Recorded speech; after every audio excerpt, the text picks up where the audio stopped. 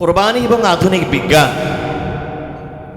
আমাদের জাতীয় জীবনে অত্যন্ত গুরুত্বপূর্ণ একটা বিষয়। বিশেষ করে মুসলমানদের জীবনে কোরবানির ঈদ আসলেই আপনারা দেখবেন কিছু নাস্তিক, বামপন্থী, রামপন্থী, দেখবেন ইন্ডিয়ার দালাল, এরা পুরা পত্রপত্রিকা জুড়ে একটাই কথা, মুসলমানেরা হাজার হাজার গরু, ছাগল, উট, দুম্বা, ভেড়া, মহিষ জবাই করে এরা মানবতার সব থেকে বড় ক্ষতি করছে। ওরা গরুকে মা বলে সম্বোধন করে, গরু নাকি তাদের মা, এই জন্য তারা মায়ের পেশাব পান করে। অথচ এই হিন্দু ভাইয়েরা, অর্থাৎ ভারতের উগ্রপন্থী যারা হিন্দু আছে, যারা গোমূত্র পান করে, তারা গরুকে দেবতা বলে ডাকে, গরু জবাই করাতে তারা অত্যন্ত নাখোশ হন, বেজার হন।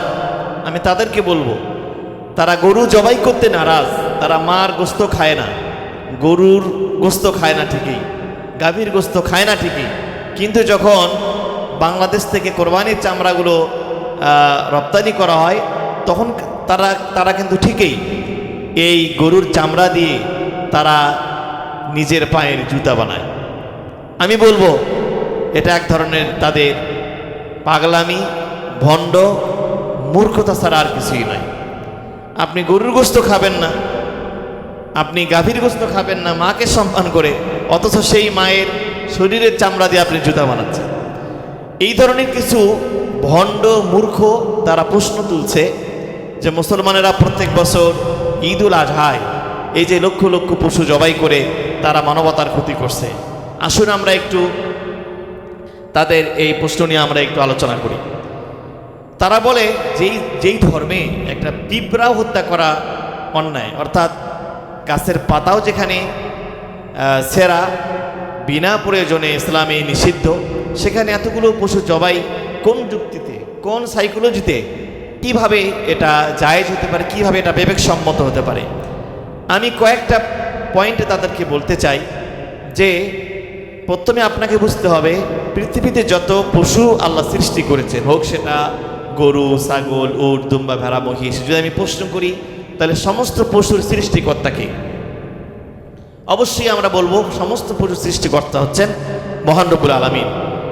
তো যেই সৃষ্টিকর্তা সমস্ত পশু পাখি সৃষ্টি করেছেন, তিনি যদি কোনো পশু পাখি আমাদের খাওয়ার অনুমতি দেন, তাহলে আমার মনে হয় এখানে কারো নাক গলাবার কোনো সুযোগ নাই।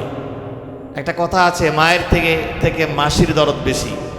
যিনি পশু সৃষ্টি করলেন, যিনি গরু সৃষ্টি করলেন, উট সৃষ্টি করলেন, দুম্বা সৃষ্টি করলেন, ছাগল সৃষ্টি করলেন, ভেড়া সৃষ্টি করলেন, সেই মহান মালিক যদি খাওয়ার অনুমতি দেয়, তোমার মতো বামপন্থী, রামপন্থী, উগ্রবাদী কিছু ভণ্ড মূর্খ গরু জবাইয়ে, ছাগল, উট, দুম্বা, ভেড়া জবাইয়ে তোমার তো লাগার কথা নয়, তোমার তো মানবতা উতরে পড়ার কথা নয়। তার কারণ যিনি স্বয়ং সৃষ্টিকর্তা, তিনি তো আমাদের খাওয়ার অনুমতি দিয়েছেন। আল্লাহ কোরআনে বলছেন, সূরা আল মাইদার 1 নম্বর আয়াত, আল্লাহ বলছেন, ইয়া আইয়ুহাল্লাযীনা আমানু আউফু বিল উকুদ উহিল্লাত লাকুম বাহিমাতুল আনআম। আল্লাহ বলছেন, আমি তোমাদের জন্য বাহিমাতুল আনআমকে হালাল করেছি। কোরআনের অসংখ্য আয়াতে আল্লাহ বলছেন, যেমন সূরা নাহলের 5 নম্বর আয়াতে আল্লাহ বলছেন, ওয়াল আনআমা খালাকাহা লাকুম ফিহা দিফউ ওয়া মানাফিউ ওয়া মিনহা তাকুলুন। আল্লাহ তাআলা এরকম অসংখ্য আয়াতে, সূরা মুমিনুনের 21 নম্বর আয়াতে আল্লাহ বলছেন, ওয়া ইন্না লাকুম ফিল আনআমি লাইবরা নুসকিকুম মিম্মা ফি বুতুনিহা ওয়া লাকুম ফিহা মানাফিউ কাসীরাতুন ওয়া মিনহা তাকুলুন। আল্লাহ এরকম কোরআনের ডজন ডজন আয়াতে আল্লাহ তাআলা আমাদের পশু পাখি খাওয়ার অনুমতি দিয়েছেন। 1 নম্বর। 2 নম্বর, পৃথিবীতে এমন কোনো ভেজ খাবার নেই তথা শাকসবজি নেই যাতে মানুষের শরীরের শক্তি উৎপাদনের সকল উপাদান রয়েছে। অর্থাৎ শুধুমাত্র শাকসবজি খেয়ে বেঁচে থাকা একজন মানুষের পক্ষে সম্ভব নয়।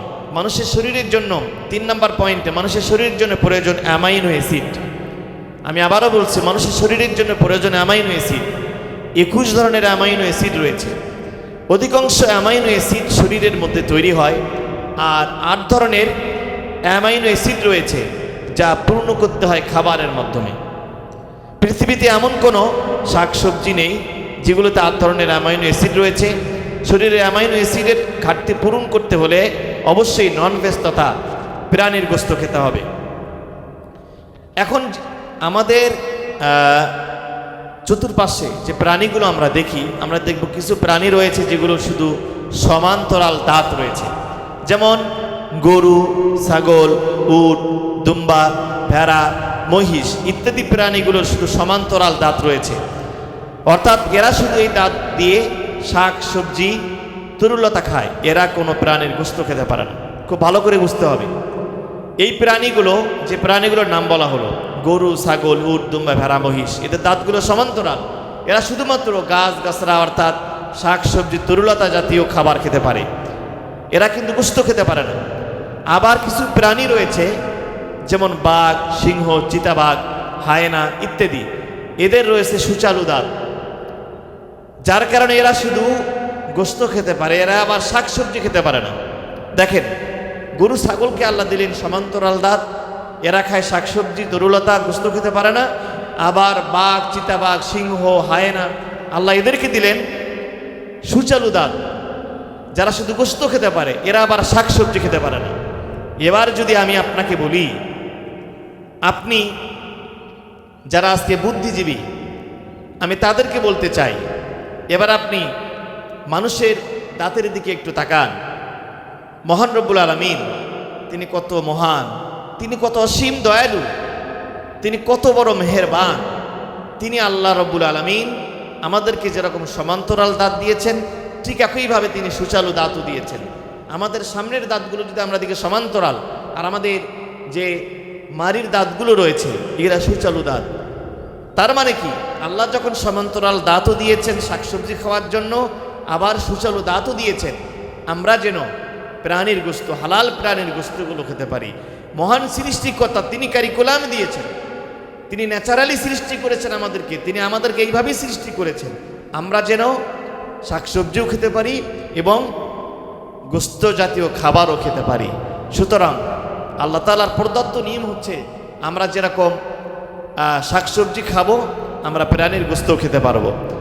আবার কিছু প্রাণী আছে যে প্রাণীগুলো শুধুমাত্র ভেজ খাবার হজম করতে পারে, অর্থাৎ যে প্রাণীগুলোর সমান্তরাল দাঁত রয়েছে, যেরকম গরু, ছাগল, উট, দুম্বা, ভেড়া, মহিষ, এরা কিন্তু শাকসবজি হজম করতে পারে।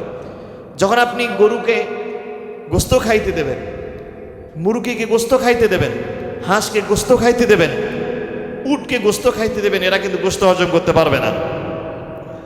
আবার যে প্রাণীগুলো সুচালু দাঁত রয়েছে যেমন বাঘ, সিংহ, চিতাবাঘ, হায়না, এদেরকে যখন আপনি আবার দেখা যাবে গোশত না দিয়ে শাক সবজি তরুলতা দেবেন, এরা কিন্তু সেগুলো খেতেও জানে না এবং এগুলো হজমও করতে পারবে না। তার মানে কি, সমান্তরাল দাঁত সম্পন্ন প্রাণীগুলো শুধুমাত্র শাকসবজি খেতে পারে এবং হজম করতে পারে, এবং সুচালু দাঁত সম্পন্ন প্রাণীগুলো শুধুমাত্র আপনার গোশত খেতে পারে এবং গোশত হজম করতে পারে। আমি যদি বলি, আমরা যে মানুষের আল্লাহ এমন শক্তি দিয়েছেন, তাদের লিভার, তাদের পাকস্থলী, তাদের হজম শক্তিকে আল্লাহ এমনভাবে ক্রিয়েট করেছেন, এমনভাবে আল্লাহ মেকানিজম করেছেন, এমনভাবে সৃষ্টি করেছেন, মানুষ যেরকম গোশত হজম করতে পারে আবার শাকসবজি হজম করতে পারে। আল্লাহু আকবার। এজন্য আপনাকে যদি আপনি একটু চিন্তা করেন, আল্লাহ তাআলার বিধিবিধানের সাথে কত সামঞ্জস্যশীল আমাদের শরীরটা, আমাদের হিউম্যান বডিটা, যদি এই নাস্তিকেরা, তথাকথিত উগ্রপন্থীরা যদি একটু চিন্তা করত, আসলে আল্লাহর কাছে ওদের মাথাটা আল্লাহর পায়ে, আল্লাহর কুদরতি পায়ে সেজদার মস্তকে অবনত হয়ে যেত। আমার ভাইয়েরা, আল্লাহ সৃষ্টি করেছেন এইভাবে খাওয়ার জন্য। সুতরাং মানুষের গোশত খেতে বা আমাদের কোরবানির জন্তু জবাই করতে কোনো সমস্যা নেই। হিন্দু ধর্মের একটা স্লোগান হচ্ছে জীব হত্যা মহাপাপ। আজকে যদি আমি তাদেরকে বলি, আজকে তাদের ধর্মগ্রন্থে আছে জীব হত্যা মহাপাপ, তো আজকের 21 শতাব্দীতে দাঁড়িয়ে একথা শতসিদ্ধ প্রমাণিত, সেটা হচ্ছে প্রত্যেকটা শাকসবজি তরুলতার জীবন আছে। যদি আপনি আপনার ধর্মগ্রন্থ বিশ্বাস করেন জীব হত্যা মহাপাপ, তাহলে আপনাকে না খেয়ে মারা যেতে হবে, আপনি পৃথিবীর কোনো খাবার খেতে পারবেন না। তার কারণ হচ্ছে আপনি যে পেঁয়াজ খাচ্ছেন, পেঁয়াজ গাছের জীবন আছে। আপনি রসুন খাচ্ছেন, রসুন গাছের জীবন আছে। আপনি মরিচ খাচ্ছেন, শাক খাচ্ছেন, সবজি খাচ্ছেন, পটল খাচ্ছেন, বেগুন খাচ্ছেন, যা খাচ্ছেন প্রত্যেকটা খাবারের মধ্যে জীবন আছে। সুতরাং যদি আপনি আপনার ধর্মগ্রন্থ বিশ্বাস করেন যে জীব হত্যা মহাপাপ, তাহলে আপনি ওই শাকও জমি থেকে উঠাতে পারবেন না, শাক কাটতে পারবেন না, আপনি ডাল, আপনি পেঁয়াজ, রসুন, আদা, ছোলা, পটল, বেগুন, সরিষা, মিষ্টি কুমড়া, এই জাতীয় কোনো আপনি শাকসবজি খেতে পারবেন না। সুতরাং আমাদের ধর্মটা হচ্ছে, ইসলাম হচ্ছে সায়েন্টিফিক, অথেন্টিক, রিয়ালিস্টিক এবং হিউম্যানিটেরিয়ান একটা রিলিজিয়ন, যেখানে বিজ্ঞান, সায়েন্স, টেকনোলজি, মানুষের বিবেক, চিন্তা, চেতনা একটু যদি আপনি চিন্তা করেন, আপনি ইসলামের সত্যতা, ইসলামের সৌন্দর্য আপনি পেতে পারেন ইনশাআল্লাহ। আমার সম্মানিত ভাই এবং বোনেরা, আমরা এজন্য জীব হত্যা যদি মহাপাপ হয়, আমি তাদেরকে বলি, তাহলে গাছপালার জীবন আছে। 1901 সালে জগদীশচন্দ্র বসু তিনি প্রমাণ করেছিলেন গাছেরও প্রাণ রয়েছে। তিনি গাছের জীবন কথা নামে একটি বইও লিখেছিলেন। সুতরাং প্রত্যেকটা পৃথিবীর প্রত্যেকটা এই যে গাছগুলো দাঁড়িয়ে আছে, যে শাকসবজিগুলো আবাদ হচ্ছে, প্রত্যেকটার জীবন আছে। জীব হত্যা যদি মহাপাপে হয়ে থাকে, তাহলে মানুষ খাবারের অভাবে মারা যাবে, মানুষ খাবার খেতে পারবে না। তার কারণ সবগুলোর জীবন আছে। এই জন্য কোরবানিটা হচ্ছে একটা সায়েন্টিফিক ইবাদত, কোরবানিটা হচ্ছে রিয়ালিস্টিক ইবাদত। আমরা আমেরিকার একজন কৃষি বিজ্ঞানী, আমরা তার একটা আলোচনা আমরা এখানে কোট করছি।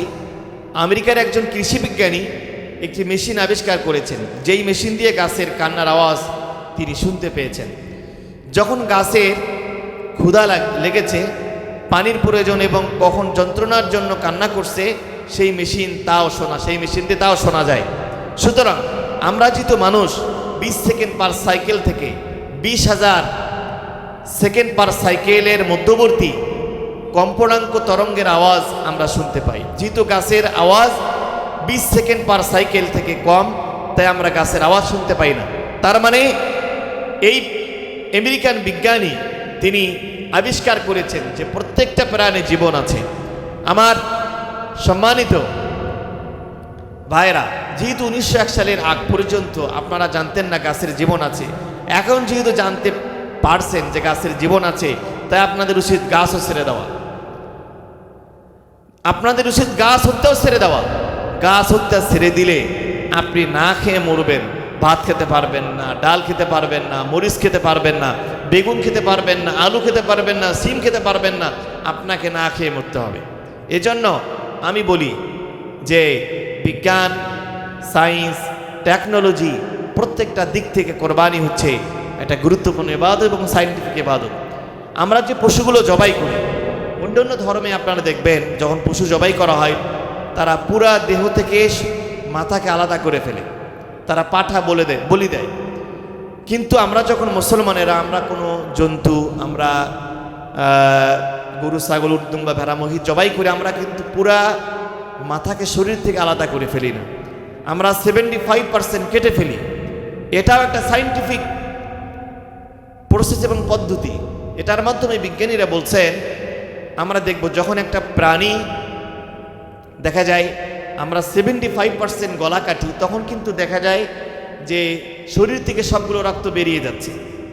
তখন কিন্তু আমরা দেখব যে ওই প্রাণীটা ছটপট করতে থাকে, নাড়াচাড়া করে প্রচণ্ডভাবে। আমরা মনে করি প্রাণীর বড় কষ্ট হচ্ছে না, এই প্রাণীর সাথে তার শরীরের কানেকশনটা বন্ধ হয়ে গেছে, তার রগগুলো কেটে দেওয়া হয়েছে, তার ব্রেনের সাথে তার শরীরের কানেকশন বন্ধ হয়ে গেছে, ব্রেন তার প্রয়োজনীয় সাপোর্ট পাচ্ছে না, এবং তার মস্তিষ্কের সাথে তার বডির কানেকশন বন্ধ, যার কারণে তার শরীরের সমস্ত রক্তগুলো পুড়ে যাওয়ার মাধ্যমে প্রাণীটা সম্পূর্ণ বিশুদ্ধ হয়ে যায়, টক্সিক জীবাণুগুলো পড়ে যায়, যার কারণে ওই জন্তুটা খাওয়া পুরোটাই সম্পূর্ণরূপে বিশুদ্ধ এবং 100% জীবাণুমুক্ত হয়ে যায়। আলহামদুলিল্লাহ।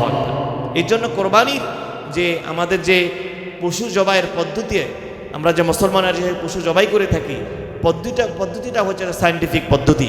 এই জন্য আমি তথাকথিত বুদ্ধিজীবী নাস্তিক আর মোরতাদের আহ্বান জানাবো, আসুন পড়াশোনা করুন, ইসলামকে জানুন, বুঝুন, ইসলামের সৌন্দর্যকে উপলব্ধি করুন। ইসলামের সৌন্দর্যের কাছে দেখবেন একদিন আপনি ইসলামের সৌন্দর্যে বিমোহিত হবেন, ইসলামকে আপনার জীবনের সবথেকে জীবন ঘনিষ্ঠ একটা ধর্ম মনে হবে। আসুন আমরা খোলা মনে ইসলামকে প্র্যাকটিস করি, ইসলামের সৌন্দর্যকে উপলব্ধি করার চেষ্টা করি। আল্লাহ আমাদের সবাইকে তৌফিক দিন। আমিন। আসসালামু আলাইকুম ওয়া রাহমাতুল্লাহি ওয়া বারাকাতুহু।